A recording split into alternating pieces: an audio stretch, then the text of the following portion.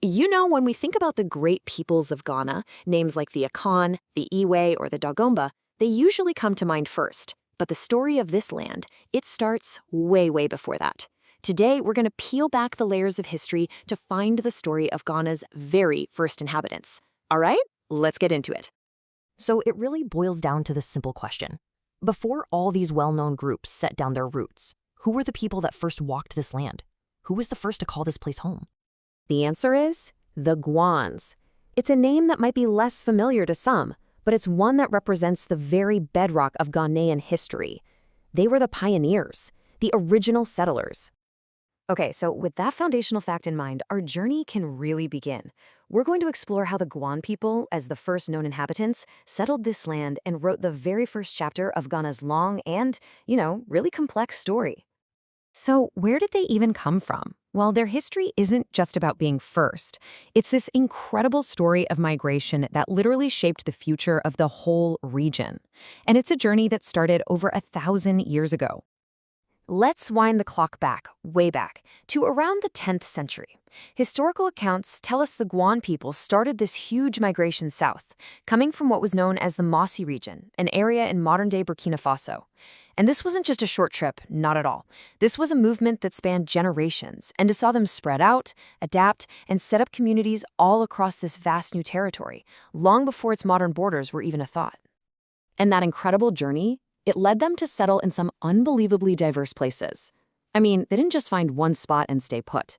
They were so adaptable, thriving everywhere from mountain ranges to dense forest and right down to the coastal plains. They left a footprint that you can still see all across Ghana today. And you can literally trace that footprint across so many parts of Ghana, especially in these major regions where their communities are still going strong. We're talking about the Oti and Volta regions in the east, all the way to the central and eastern regions further south. Their presence is just woven into the very fabric of the country. And here's the really cool part. This isn't just ancient history. These aren't just names on a map. Communities like the Larte, the Anum, the Kiripong, and the Nchumaru, they are the living legacies of that ancient migration. Each one of them carries a piece of that original Guan story. So, what does it actually mean to be Guan today? Let's kind of shift gears here from their historical journey to the incredibly rich culture and identity that they've managed to maintain and evolve over all these centuries. Okay, one of the most crucial things that unifies them is language. Now, the Guan people speak many different dialects, so different, in fact, that someone from one community might not even understand another. But all of their languages belong to the Kwa group. The shared linguistic ancestor, which is a branch of the massive Nigero-Congo language family, is this powerful, ancient thread that connects all these diverse Guan communities together.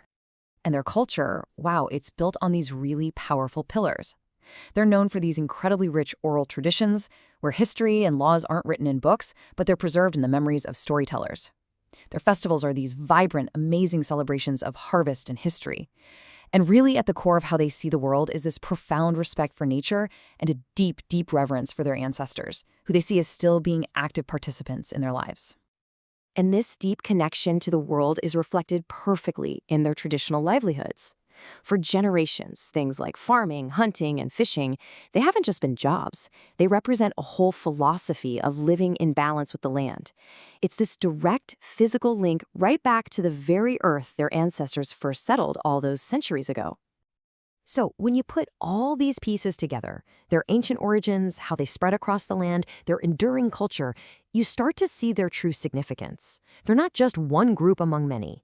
They are, quite literally, the bedrock of the nation. This quote just nails it perfectly.